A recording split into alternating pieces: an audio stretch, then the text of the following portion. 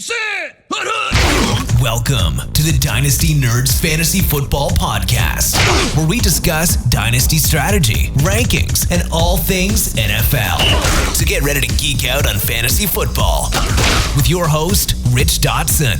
And welcome to the Dynasty Nerds Fantasy Football Podcast. I'm your host, Rich Dotson, and my fellow nerds, Matt O'Hara. Hey.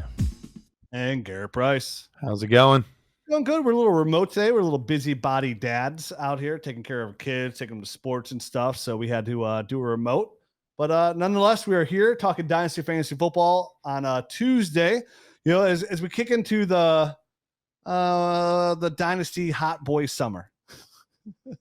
I just like keep it simple, Rich. Dynasty summer, man. No hot boy summer. I know. Well, sometimes I try to build myself up. You know, sometimes I try to bury this ugliness with hot names. You know what I mean? It's like, hey, if you talk about it enough, maybe it'll come true. But here I am, still ugly, still talking Dynasty. But it's almost summertime nonetheless. So, you know, these are some of the fun shows. This is a good time to, you know, this is the one part of the season where if you already had your rookie draft where nothing's like dire straits, everything's like, hey man, we have time. It's a good time to talk over rule changes for your league. Really deep dive into your team and see where you can kind of make some tweaks. Use that Dynasty GM. You know, like I said, we're using that promo code rookie for 15% off our membership. So this is a good time to use the GM to really dig into it. Look at all your player shares, go in every tool that the GM has. The trade finder, the league analyzer, player shares, all of that to get a really good grasp of your teams, see where you stand in the league analyzer and amongst your league mates, and kind of prepare either for this year or the next couple of years, how to manage and reload your team. And for these next couple episodes, that's what we're going to do. We're going to talk about some buys and some sells for this time of year. Right. So we're in here. It's going to be early May. We're going to talk about this episode. We're going to talk about some running backs that we think are good sells. On the Nerd Herd Show, we're going to talk about some running backs that we think are some good buys. Next week, we'll cover some wide receivers, and then we'll do quarterbacks and tight ends. So, you know, making moves. This is Dynasty Fantasy Football 365. There's no time to stay stagnant. In Dynasty Fantasy Football, staying stagnant gets you passed up, because if your league mates are going to keep churning out and keep moving their feet and keep putting in the time, they're going to pass you up. And this is the time to put some time in your team and find out those little moves, because some of the running backs I'm going to talk about today as buys in the next episode, they're not big time splash moves, but they're moves I look at that can help put you over the edge. Now, before we get into these running backs here and the theory of trading running backs and buys and sells, I got to tell you first about our friends over at Prize Picks. And we've been talking about it for months. If you haven't jumped in here, I was able to drive to New York this weekend and actually get some action down because it's legal over there. So I was getting some Prize Picks future bets down in New York, the state of New York. I love it. I was like, I got to do some more of that. Yeah, looking good, Matt. Looking good. So what is Prize Picks, you might ask? But guys, you talk about them all the time. Like, what's going on with Prize Picks? It's a prop bet website, the number one prop bet legal website that you can go to. And right now they're offering some really good stuff, right? If you use the promo code NERDS, you're going to get 100% instant deposit on your first deposit up to $100. And then you go in, you can bet 2 to 5 players on their over-under projections. And then you can win up to 10 times your entry, which is a great thing to do, because anytime it comes up 10 times on your money, you're up 10 times. And that's pretty damn good. So right now you go in there, you can bet Major League Baseball. You can bet MMA.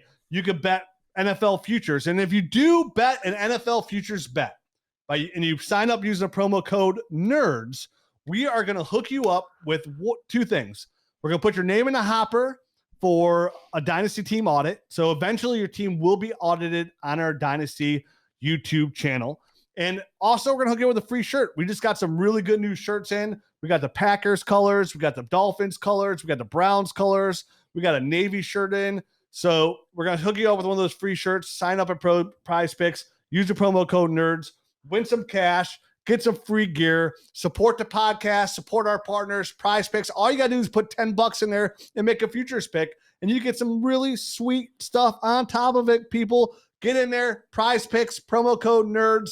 You won't regret it, and you'll be wearing the softest t-shirt around. Look at Matt right now. Look at that shirt. God, you look comfortable. Garret, look at your shirt. Your nipples are so happy right now. God, I wish I could high five you mopos. So now let's go into some dynasty sells. Now, for me, when it comes to running back position, I'm always selling. Like nobody cannot go, right? If I have Jonathan Taylor, you make the right offer, he can go. When Jonathan Taylor gets to his second contract, guess what? He's going to go. So it should always be the most fluid position on your roster. You could buy, they become so available throughout the season when guys go down, the backups, you could buy those guys for cheap.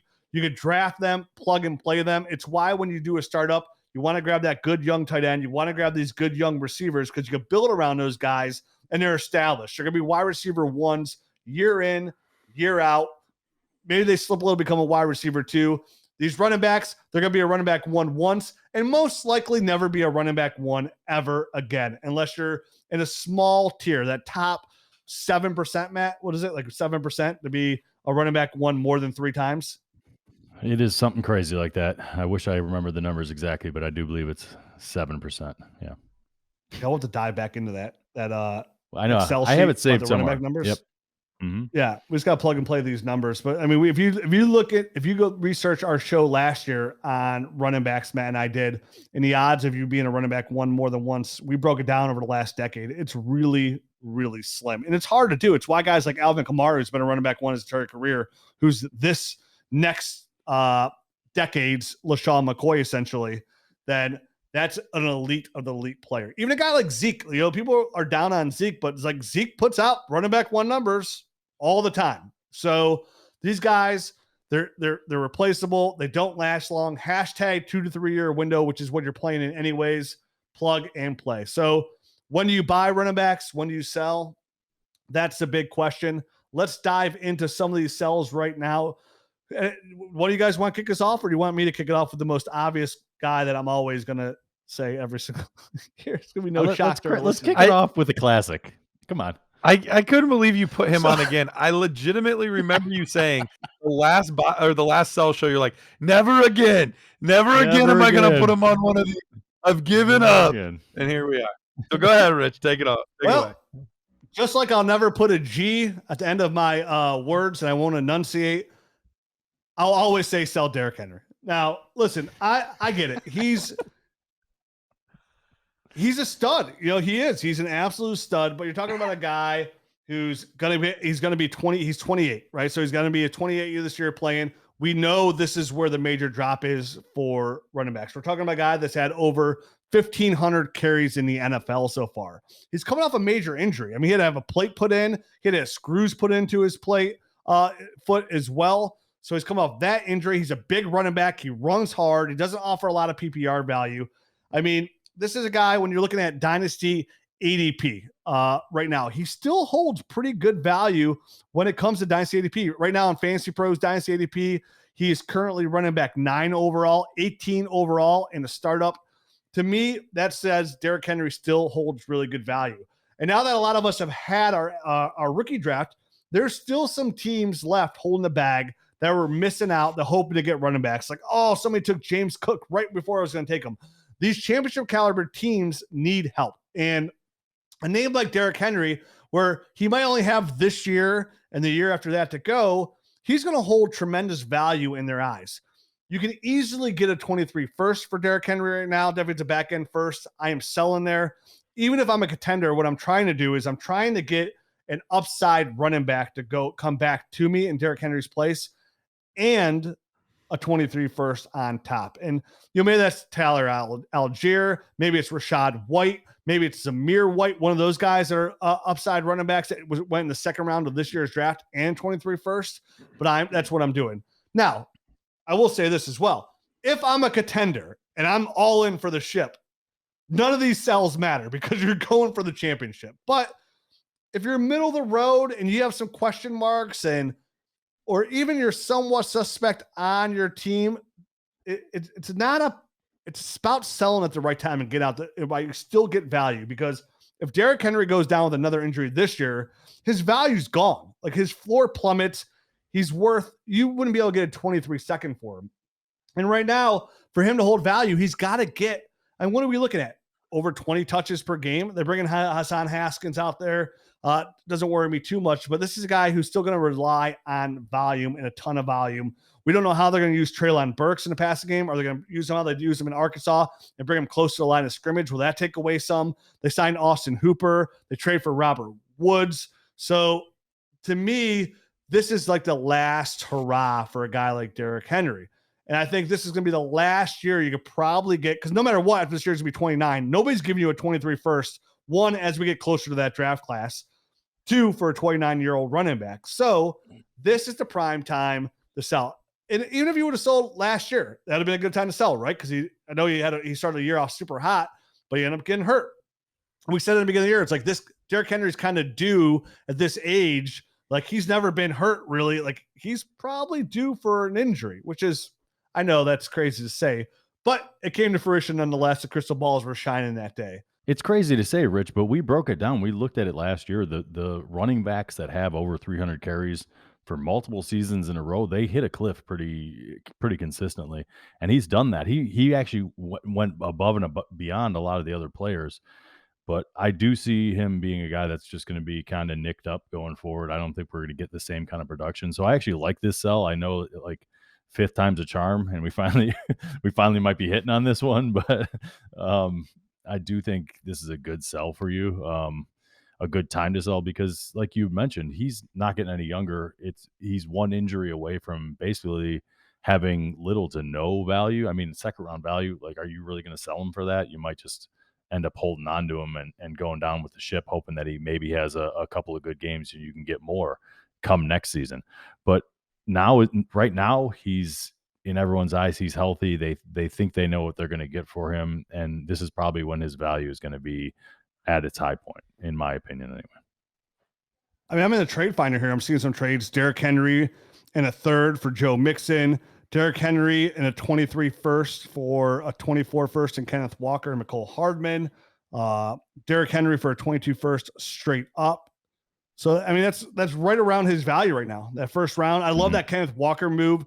Like, if you could make a lateral adjustment from Derrick Henry to Kenneth Walker altogether, like, I would love that. It'd be hard to do that for a team that picked in the top 5 to make that move, but I love that lateral move there as well, maybe for a contender. But you're right, Matt. Once these injuries start, they don't stop. No. What do you think, Garret? It's only going to get worse.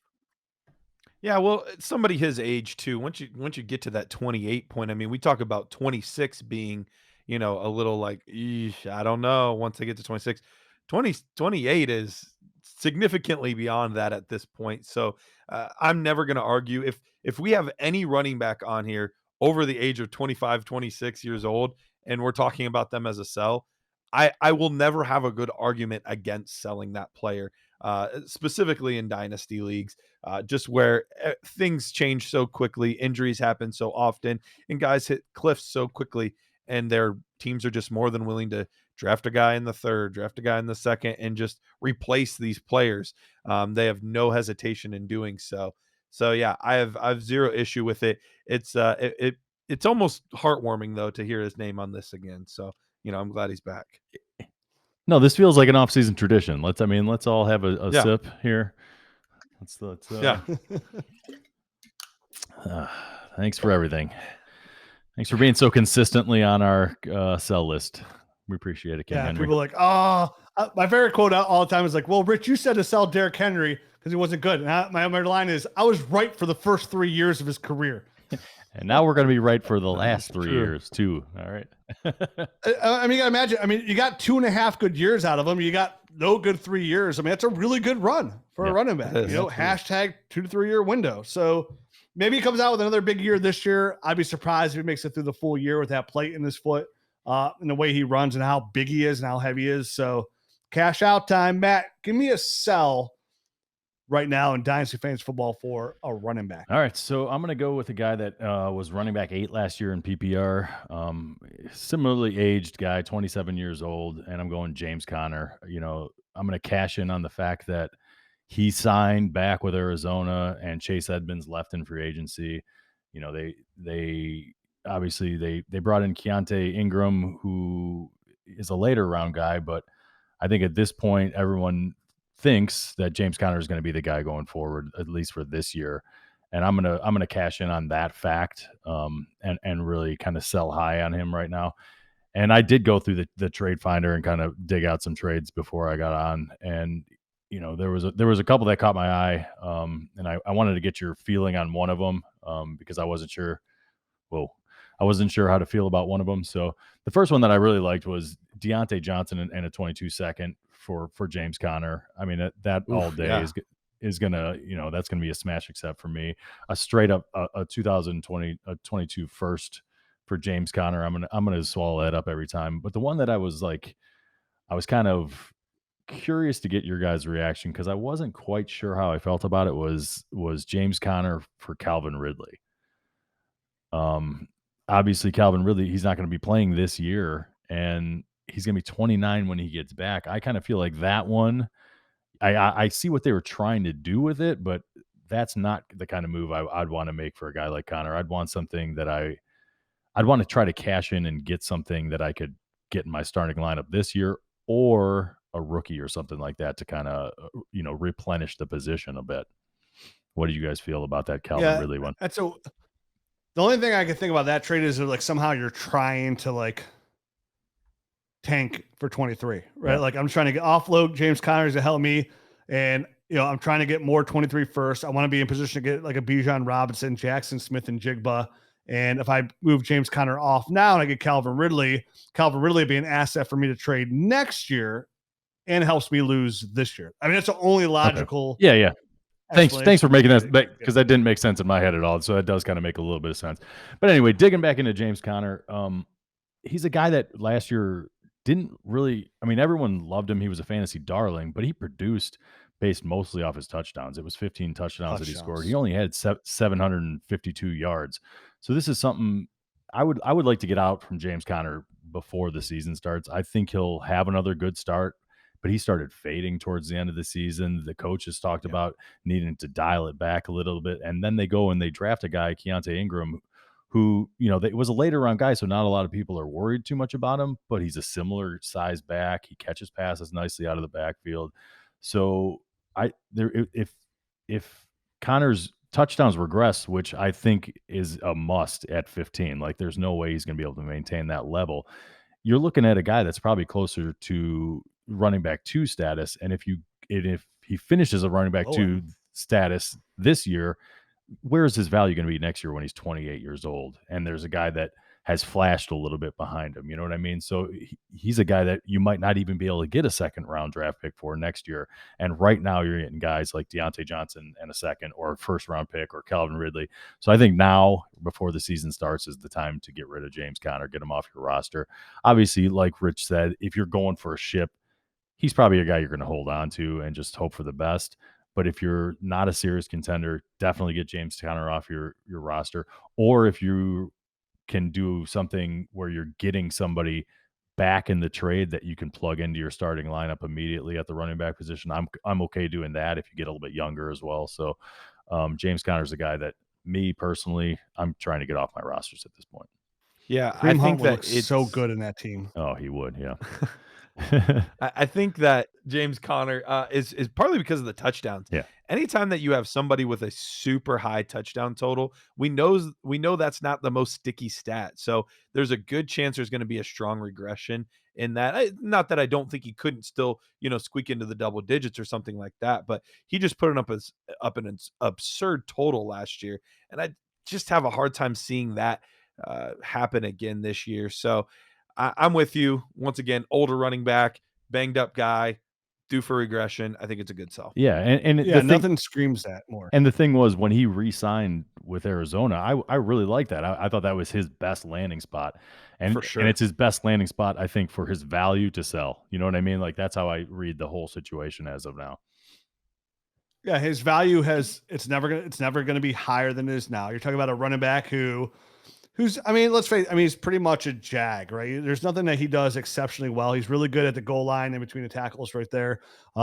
You mentioned a guy who didn't get over 900 yards rushing, 15 touchdowns. It's all touchdown, natural regression. We see this year in, year out, these kind of guys that do that. They're forced their way to the top. And anytime you get a running back that comes out and splashes, right, as a running back one, because of whether it be his receptions or because of his touchdowns, but it's more of an outlier.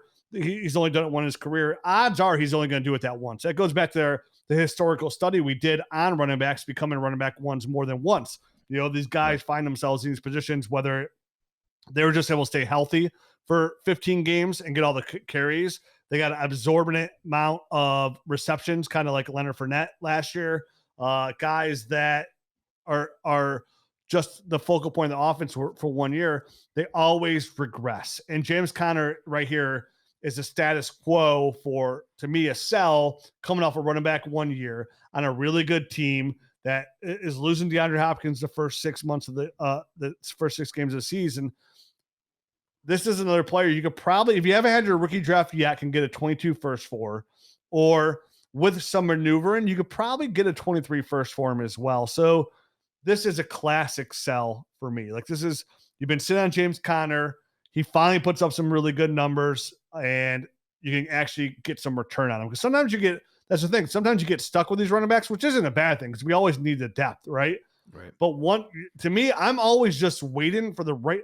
That's how I feel about these running backs. Like I'm always just waiting for the right opportunity to sell, right? Like even Jonathan Taylor, who I have in multiple leagues, I'm like, all right, keep doing good. Keep building that mecca value where you're the 1-1 overall in Dynasty startup or top 5, because that's when I'm gonna have to sell. That's when I have to look at that window. Maybe like Bijan Robinson puts himself in a position next year on a really good roster where I can sell Jonathan Taylor for Bijan Robinson plus. And some people are like, oh, that's stupid. Okay.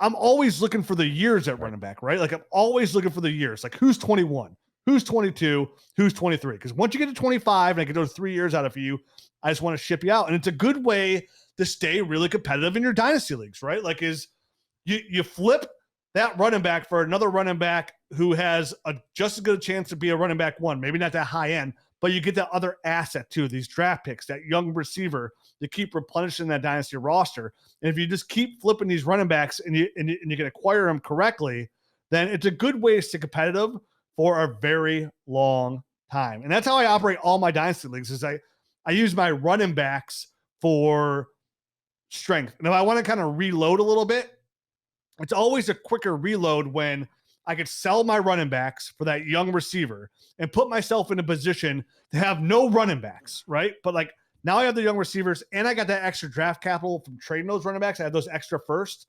Now that reload or rebuilds a little bit quicker because I acquired the young receivers. They're finally come their own. I have extra draft capital and I just got to draft these guys and plug and play them and then get a couple PPR guys behind them, those JD McKissick guys, right? That can come in here, be my bye week fillers. And obviously you hope to stay healthy. That's how I maintain a good dynasty team to be competitive is by cycling through these running backs. Another running back here's a prime example of somebody that I'm looking to sell. And it's Cam Akers of the Rams. And I know I've said this multiple times on the podcast, but look last year, what he did was phenomenal. He comes back from an Achilles heel and Achilles tear, and he comes back out for the playoffs. And I mean, look what he did. And I don't want to hold that against him because he just came back so quickly, like because he didn't look explosive. He didn't look overly athletic. He didn't look very good, but he didn't look very good. He didn't look explosive. I'm not going to hold that against him, but he didn't look good. Also, he didn't look explosive. Come off that injury. I mean, Matt, what are the odds of his explosiveness coming back to the way it was pre-injury from Achilles? I mean, that's the biggest thing about the Achilles. It takes away some of your explosiveness, if not all of it sometimes. Does. Yeah. So the fact that he was losing some of that last year, that's a concern. It was already a running back I felt that was overhyped as it was for his ADP. Like we see it every year, these running backs, he fell in that category. Yep. I mean, his ADP right now for Cam Akers, and when you're looking at him, he is currently running back overall. Oh, he's actually down a little bit. He's running back number 14 overall, 28th overall in startup, which is still too high for me when there's running backs behind him like David Montgomery. Travis Etienne is behind him. Guys like that could flip him for. Like if I could flip Cam Akers for his hype right now and get like a Zeke Elliott, right? Flip him for Zeke Elliott and get something on top. Maybe I get a 23 first and Zeke Elliott. And I give you Cam Akers and either a player I don't want or a draft pick on top. But the positive is that the hype is there for Cam Akers. And let's look what they did. They draft Kyron Williams in the 5th round. Kyron Williams, we talked about in the podcast, is probably one of the best third down running backs in this draft class. Like him, James Cook catches the ball really well. He's a good third down running back. But Kyron Williams blocks really well, and he catches the ball really well. So they take him in the 5th round. They still got Darrell Henderson. They lose their left tackle in Andrew Whitworth.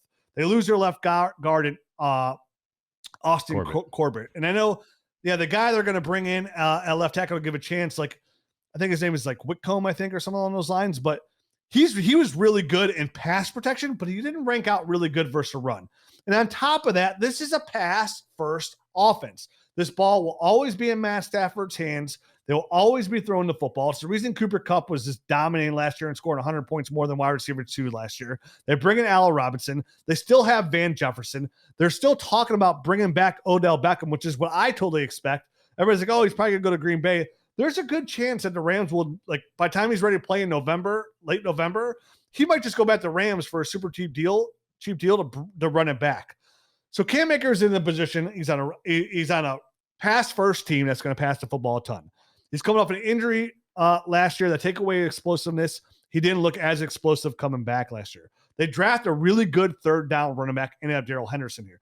Like, it's going to be hard for Cam Akers, who already doesn't have a ton of carries in the NFL or his career as it is, to come in and produce those running back 1 numbers, even take running back 1 out of it.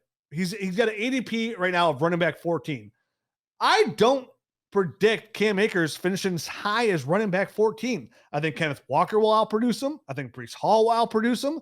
I think, as crazy as it sounds, there's a chance even a guy like J.D. McKissick and Kareem Hunt could outproduce him. Cam Akers to me is a mid-range to low-end running back 2 at best. And this is in his prime, right? And once this comes to fruition, if it comes to fruition, I'm going to speak in facts because you just never know. So I'm not going to sit here and speak in facts. But my prediction, looking at my crystal balls, is that that's where he's going to be. At best, running back 17, 18, right around there. And if it gets a little worse than that, and he finishes right around 23, this ADP of 14, definitely with all the good running backs that are coming in next year, and a couple will have a surprise this year, he's going to drop significantly lower than what he is. And his ADP will be about running back 24, 25. And he's going to take that really good opportunity. He's going to take that Miles Sanders dump that his ADP took after he was sky high and then didn't show out and got a little bit nicked up in that one season. So it is going to plummet. Go ahead, Rich. Sorry, I didn't mean to cut you off, but you do it to me all the time. Oh, I'm totally fine getting cut off. So, like, I mean, do you guys suspect that you get, like, right now, like, okay, like, say what I said before, sell Derrick Henry. Like, it's going to be hard to sell Derrick Henry to get Kenneth Walker, like, at like 1, 2, 1, 3, right? Because that team's not interested in that. But you have a chance to sell Cam Akers for Kenneth Walker. A real good chance. No, I agree doing with that. All day. He's a lot younger. Matt, at least you're just getting cut off. You're not getting skipped altogether. At least. Yeah, so you just totally skipped Garrett's guy. Oh, did That's I? all right, Rich. You missed me. It's okay. We were having a little solo show, me and you. I was gonna go next just to screw Garrett again. Yeah, I'll just bring up the caboose. Well, I apologize about that. But Garrett, what do you think about where do you stand in Dynasty as Cam Akers right now today? Like, what do you say? You own Cam Akers, Garrett, in 2 out of 3 leagues. Say you're only in 3 leagues because you don't play a lot of Dynasty. You don't know much. You don't got a lot going on. You don't study the game. You don't do podcasts or anything like that. What do you do with your Cam Akers, Garrett? Go ahead. All of it. Yeah, it's a tough spot for me as the person that doesn't know much to know what to do with Cam Akers in that scenario. But in real life, I mean, I'm with you. I was very torn on him as a prospect coming in. I remember talking about it multiple times. We're talking about one of the biggest boom bust prospects in the class. And so far, you've seen moments of boom. We've seen moments, but overall, we've seen a lot more bust than we have boom. And part of that is due to injury, and you can't project injuries. It's tough to know. But in the games that he's played, he's only had a few boom games. Most of the other games so far have been bust. And the difference between him and Derrick Henry is he's got the age on his side. So you actually can sell Cam Akers for these, younger pieces, these younger running backs, these draft picks. He's still a very desirable piece, even for the savvy players that like us that are saying, 26, you have to give me a severe discount for me to take him because I don't want to be left holding the bag. Most people think at this point they're not holding the bag. He was a younger running back coming in already. So he still has, in theory, plenty of seasons left. But I'm just as concerned as you are. And I, in real life, don't have any shares of Cam Akers. So we are in the same boat. Yeah, I would think there's a strong chance the Rams starting running back next year is not on the roster currently. That's how I feel about that. And it's possible. So if you want to risk it for Cam Akers, feel free to do so. I hate risking it for guys like this, right? Like I hate going in for a guy like this that has such a low floor, and the ceiling honestly isn't as high as you want it to be anyways. I mean, Shoney Michel ran good there, and you're still not gonna get. The problem is, even the carries he's gonna get, if he was really good, he probably still wouldn't get where his ADP is at right now. So, here's a good question: Cam Akers or Michael Pittman Jr.? Pittman. Yeah, Pittman easily. Yeah, all day. And that's a move you can make, a lateral move without training a running back. Go ahead, Matt. Cam Akers was a second-round draft pick, right? Correct. Yes. Yeah. All right. I was just curious. They went ahead of J.K. Dobbins. I was looking at the positional breakdowns of how clubs spend money, and Dallas Cowboys are way up at the top, $24 million at the running back position, all the way at the bottom. The Rams, they're spending $5.5 million this year against the cap on the running back position. So it's not even something that they necessarily value from a monetary standpoint, and they don't have a lot of cap space anyway. So when his contract does run up, I would imagine they're not going to spend big on him. They got money to spend in other places. Like you said, they're probably going to draft somebody else, somebody that's doesn't have the injury history, somebody that will come in and just be able to compete right away. I think there's greater chance Cam Akers out of the league in 4 years than him being a running back one again, or not again, ever. Yeah, no, I'm with you there, which is bold. I think I'm with you there as well. Like Garret had mentioned, when we were discussing him coming out, he was very raw. He was a guy that had good athleticism, maybe not all the instincts that you wanted to see out of running back. And I think that's probably why he flashes some, because there's going to be times when his athleticism does flash no matter what, because that's the kind of talent he is. Whether or not he can get back to that point after the surgery, we'll see. But I don't think that he's ever going to be the most instinctive runner out there on the field. And again, we have to think about like the guys ahead of him, right? Like who is Cam Akers going to outproduce? He's not outproducing Jonathan Taylor. Say these guys are all healthy, right? He's not outproducing Austin Eckler. He's not outproducing Najee Harris, Joe Mixon. He probably won't outproduce James Conner, but that's probably a close comp they could. Mm-hmm. Leonard Fournette, Alvin Kamara, Aaron Jones, Nick Chubb, DeAndre Swift, Dalvin Cook, Javonte Williams, Derrick Henry, Breece Hall, Kenneth Walker, Saquon Barkley. There's so many guys out there. Right. Christian McCaffrey. So and I saw that tweet out there. Like, does anybody else have as many wide receiver twos as Rich does? He has 32 of them out there. I was naming wide receiver twos. So, we say this on the podcast a lot. Like, you have to remember that there's only 12 running back ones, and one of them will be a PPR guy who you don't even suspect it to be. It could be James Cook this year. And then there's only 12 running back twos. There's only, there's a very limited supply of these guys. And where does Cam Akers fit in coming off an Achilles injury on a pass first team? You think he's going to be a running back one or top 15 running backs? Tell me who he's going to be ahead of. And I'm sure there's some good debate there and some good conversation, but the odds are lower. And again, I play Dynasty fantasy football like I play poker, right? Like I'm looking at odds and percentages and where are the best times to go all in or make the bets I want to make. And Cam Akers is not a good bet, man. You get real excited because you have like 7-8 suited and you're like, oh, this is sweet. I'm going to race. Sometimes it hits and sometimes it doesn't. Garret, give us your first sell. Well, before I do, I want to talk about Ultimate Autographs. I mentioned them last week for the first time. This is a company that I am very, very familiar with. And I'm telling you guys, You got to check this out. This is different than a lot of the things you've had opportunities to do before. I've seen some people do card breaks. I've been involved. It's the same type of concept as sport card breaks, only it's for autograph memorabilia. Guys like Tom Brady, guys like Jonathan Taylor, guys, these big name players that we really like. Yeah, it's breaks for helmets and jerseys and autographed memorabilia, just galore of these players.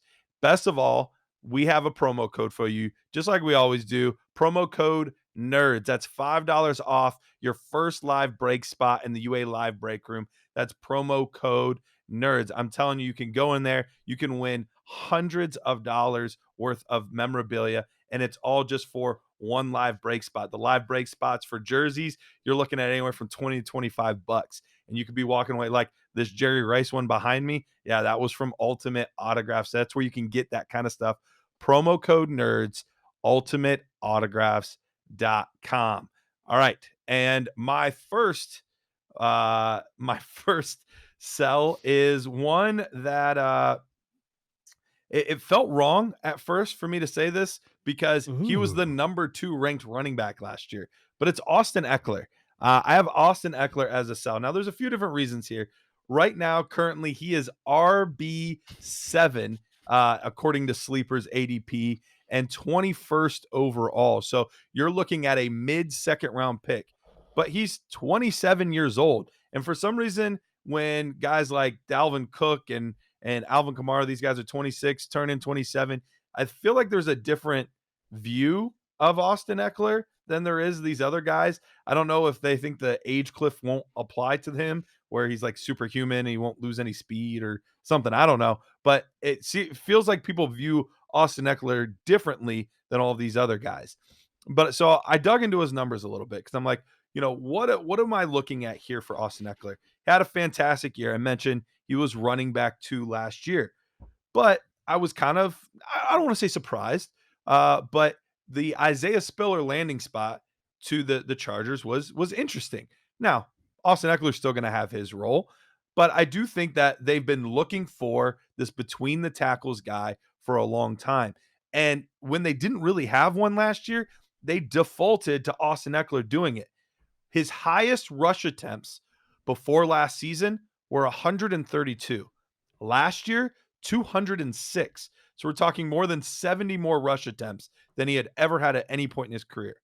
Last year, he had 557 rushing, his highest up until last year, 557 rushing yards.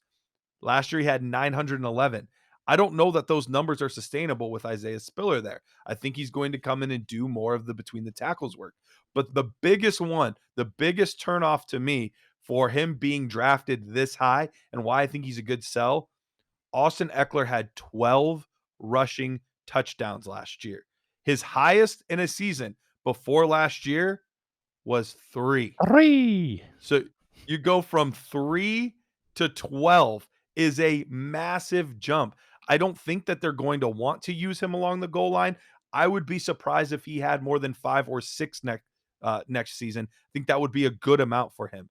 I'm not saying he can't be an RB1 again, but I think it's going to be very difficult with Isaiah Spiller there for him to be once again a top 5 running back. And I think this is a great time to sell before he hits that 27, 28, and we start to see those signs of aging. Before you go, Matt, I was going to say real quick, just because sometimes when we're on here to say sell a guy doesn't mean we don't think the guy's going to be good this year. We don't think he's a quality player. Absolutely. It just means Dynasty is a game of buying and selling at the right time. It's as simple as that. And yes, a player might still have a year and maybe 2 years of really good or solid numbers.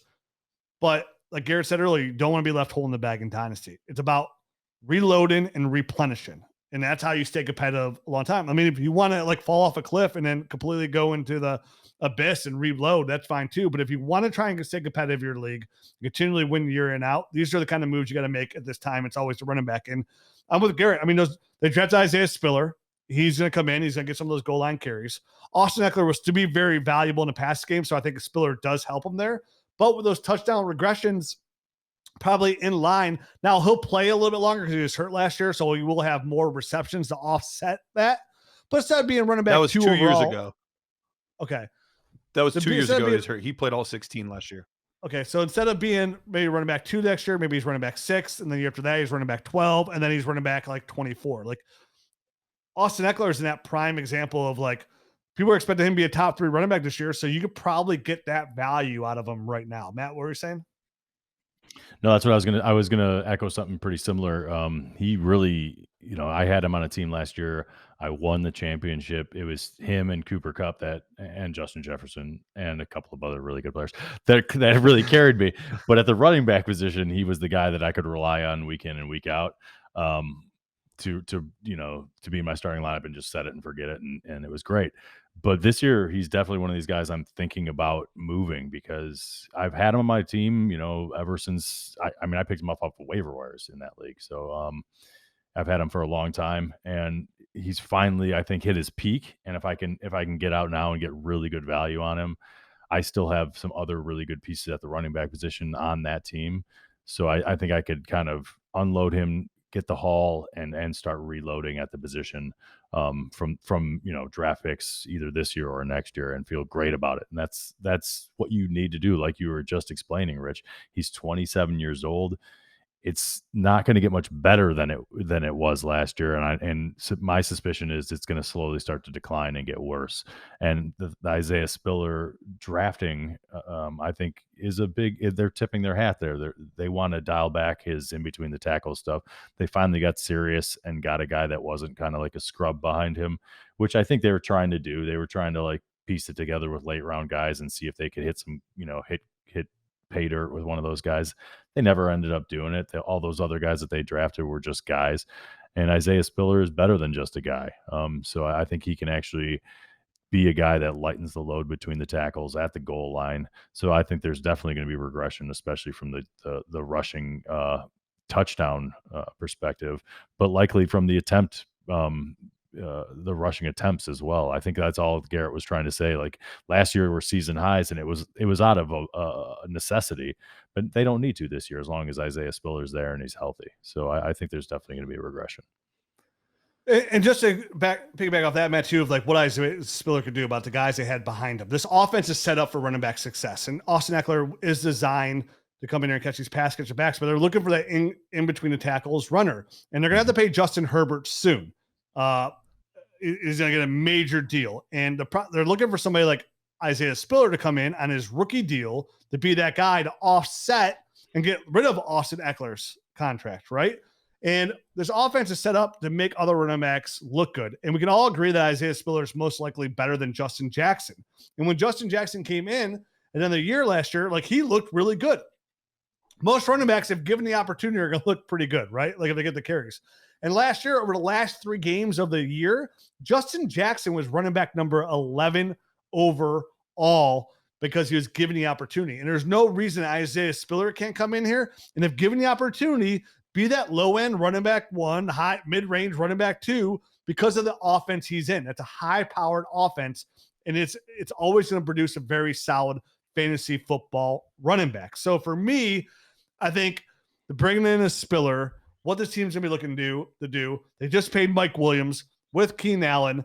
There's going to come a point here they're going to pay Justin Herbert, and Austin Eckler will be out of the fold at that point. It's going to be a young rookie running back for the Chargers offense. And if it's not Isaiah Spiller, we'll know who that is within the next 2 years of who that's going to be.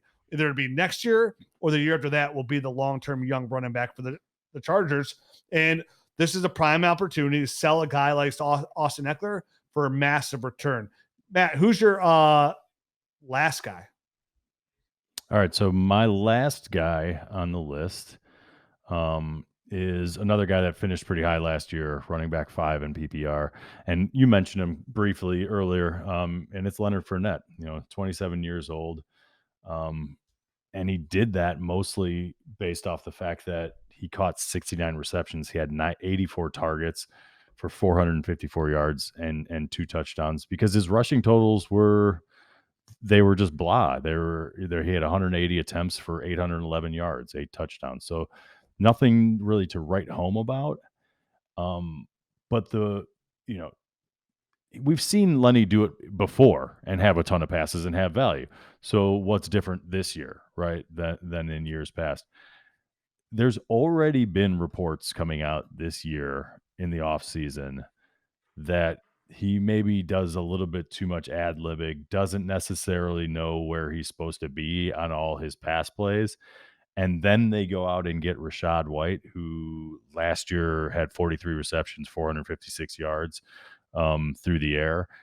To me, that spells that Lenny's on his way out. He's not going to be getting 84 targets again this year if he's not where Tom Brady wants him, and he's ad-libbing on pass plays, and he's not necessarily in the right even area of the field. So none of that is good news for Leonard Fournette, because before that, I heard that news, and obviously before they drafted Rachaad White, I thought Leonard Fournette re-signing there would be a very good fit. He would be able to maintain his value.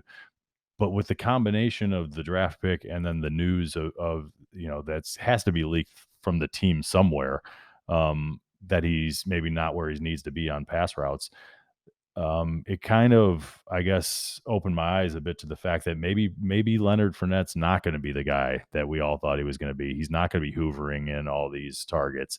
They re-signed Gio Bernard on top of that, which I thought was a little odd, but because he didn't do much last year. But maybe he's a guy that they want to get acclimated into the passing game a little bit more this year as well. So for me, if Leonard Fournette's not going to be getting 84 targets, 69 receptions, he's not a guy that's going to be finishing in the top 10, and he's probably going to be either high-end running back 2 or even lower based off his rushing totals alone. Another team that throws the ball a lot as well. You got to remember Leonard Fournette going last year was a freaky thing that more than half the year he led the league in receptions amongst running backs, which is crazy. They draft Rachaad White in the 3rd round. Rachaad White is good at catching the football. He's explosive and good to the outside there. They're going to try and find a role for him in this offense. Like you mentioned, Matt, Leonard Fournette's probably not long for this team. Definitely if Rachaad White can find his way into this offense and find Tom Brady's trust. And again, Tom Brady's offered $37 million a year to call football games. So this is probably Tom Brady's last year. And so it puts him in a better position there for Rachaad White to be the running back going forward. Still, I mean, not as much value. I think you probably get a little less for Leonard Fournette than a lot of these other guys we talked about, because I think a lot of people probably have that viewpoint. But he's still coming off a massive year where he's viewed as a running back 1 in Tampa Bay, just signed an extension, and the return is there. I think you might have to get a little bit more creative in your trade when you trade away Leonard Fournette. Like it'd probably be like a package deal. Like nobody's giving you a 23 firsts for Leonard Fournette. No. I mean, unless you're in I don't season, think so. I don't think so either. But I think this is still, like, if you have him, his value is not going up at this point. It's only going down. And with the news that I just talked about, it could be going down in a hurry. I'm one of these guys that's probably jumping ship on Lenny right now. I don't think I'm jumping ship quite as much. I understand older running back, Tom Brady's going to be gone. Like, I have no issue selling him. Don't get me wrong at all. But on a contender, I don't think I'm as worried, partly because they just re-signed him this offseason. Like, if it was really that bad, why didn't they go get Melvin Gordon or Chase Edmonds or somebody else that could catch the football? Like, I just don't know why they would re-sign him if things were really that bad. So, maybe there are some grumblings and maybe that did happen here and there. But I think for me, I'm not as nervous about that. I still think he's going to be the main ball carrier. I still think he's going to be Tom Brady's favorite. And it's probably his last year of being relevant. But I think it's similar to like a James Conner type of thing, that if you're a contender, I think he's a pretty solid player. But if you're not a true contender, that's all these guys though. Absolutely sell him. Yeah. Yeah. I mean, we said at the beginning, I think all these guys, if you're a contender, you're pretty much holding, because they all can produce this year. It's just, if you're a contender, these are all guys we have question marks for 2023. Yeah, if you're a contender, you might even be buying a couple of these guys that we're calling sells right now. I mean, just for sure, because you're going to get short-term production out of them. Yeah. It's a fluid situation. And for me, like when I'm a contender, I'm holding off on running backs until, like, I try to hold off as long as I can. 6, 7, 8. Running backs are going to be more. Yeah. You know what I mean? Well, one, because you don't know if the running backs are going to even help you. You don't know where your team is. Like, I hate buying running backs this early because a couple injuries could happen in preseason or training camp. And all of a sudden, my dynasty team looks drastically different. And I just paid a future first for a running back, nonetheless. The running back himself might not last to week 6. So if I'm a contender, odds are my team's strong enough where I'm a running back away. I can get to week 6, week 7. And that's when I want to buy, because there might be a guy that is cheaper. It might be short term, but all these guys we're talking about are short term anyways. Or that's when the price tag of a guy, Leonard Fournette, all of a sudden, who's 6 months older, his price tag has dropped even a little bit more and looking for that discount. So I try to hold off on those guys. But yeah, you're probably buying all these guys. I mean, even Derrick Henry. Derrick Henry's price tag will be drastically cheaper 6 months from now than it is right now today. To the show though, I do think that there are running backs that are older in the tooth that are still better running back buys than some of these ones, just because of where the current ADP is for a lot of these ones. They're going to be more expensive. Exactly. They're going to be more expensive than some of the other ones. So like, while I get it, people might still want these guys, I still don't think you're maximizing value. I think there's other old running backs that maximize value a little bit more based on where you can get them and what you have to pay for them. For buys, and we're going to dive right in those guys in about 15 minutes. That's right. That's right. Well, guys. let me hurry us along. My last running back sell of the show is another one that's a little bit on the younger side, similar to a Cam Akers, but that's Damian Harris.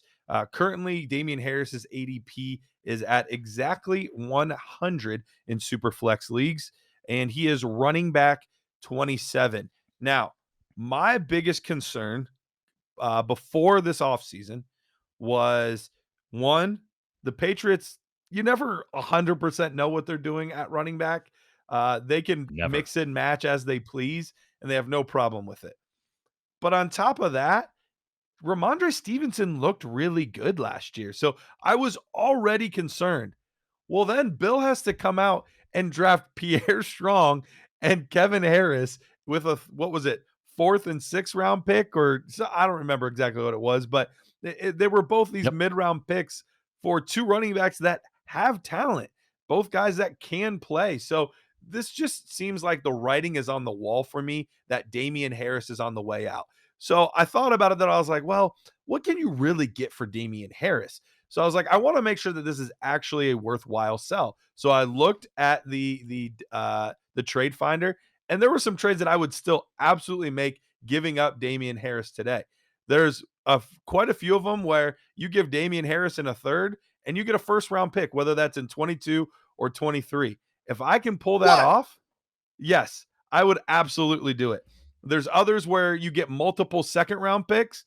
Yep, I would do that. I would sell for multiple 2nd round picks, especially if there is a 2023 2nd rounder amongst those 2nd round picks. There's some other decent players in there. There was one in there where it was a package deal with like him and a 1st. I don't remember. I'd have to go back and look, but there are deals that can still be made because teams need running backs so desperately, especially if it's a team that already has Ramondre. They might want to pair the 2 up together so they have both in case one takes off. But Damian Harris is still a viable sell. I think get him off your team while you can. I get that he's still relatively young, but it is not for long for Damian Harris in New England. No, and I think they've proven over the years. I think they've proven over the years that they're not going to pay a guy at the running back position either. They had James White there for a really long time, and that was really about it. Other than that, they've been cycling through guys, and even James White, obviously, they went out and got Pierre Strong this year. This is likely James White's last year there. They brought James White back. That's what I was going to say. They brought James White back too. Yeah. They got a ton of good running backs there. They got 5 running backs. They've got a lot of good running backs. Obviously, they must have some kind of plan. You know, Bill, he's got some sort of plan. If he's got 5 running backs and he's going to keep them all, he's going to use them all to our dismay, and they're going to have no value. So I would, if I were you, I'd sell right now too, because it's going to be a mess there this year. Yeah. Unless you're in a league with Damian Harris's family, you're not going to get that 1st. That's probably a one-off. Probably a big. You can. I saw 3 deals. I saw 3 deals with Damian Harris and a 3rd to get a 1st. See, I'd be okay with I wowould give Damian Harris and a second to get a first. Yep. So Absolutely. Mm-hmm. So that's the move I'm making. And because it is, like Matt said, it's a roulette wheel of mystery at running back. Like, you don't know who the guy is going to be. Like, Pierre Strong could come in. I know he's in a pass catcher, but it doesn't matter. It's a moot point because all the pass catching is going to be really for James White this year. So you're going to Ramondre, Damian, Kevin, and Pierre as the ground and pound guys. And Pierre does that really well. He's that north-south runner, had a big year. And Ramondre showed flashes last year. Running back we like. Damian Harris, still young, look good.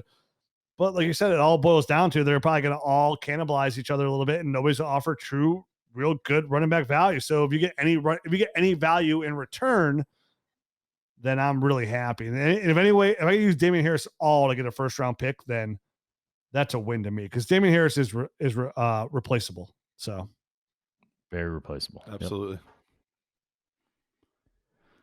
All right. Well, that's it. That's our show. Now, we mentioned before, like some dynasty buys. We're going to jump right into those in the Nerd Herd episode. If you want to get the Nerd Herd episodes, join the Nerd Herd and join the massive Nerd Herd family where you get access to the Discord channel. You get access to all these tools we talked about. Like right now, we're using the Trade Finder. What is a Trade Finder? You put a player in the Trade Finder in Dynasty GM, and it will bring up real trades made throughout Sleeper and MFL right now. So there's so much going on at Dynasty Nerds. We have so much more stuff coming. Film Room, Nerd Score, GM, Discord, extra podcasts, and so much more, all for the price of a cup of coffee a month. Right now, if you use that promo code ROOKIE, we're still using it for the YouTube podcast only. You get 15% off your membership. Again, under the price of a cup of coffee a month to give you a slight edge over your league mates. And sometimes that's all you need. That's what we're here for, DynastyNerds.com. Check us out, DynastyNerds.com. Check out the YouTube channel, subscribe, leave a rating review on the podcast and iTunes, and tune in to the next show. We're going to give you some running back buys, which will most likely be for contenders. Absolutely. Adios.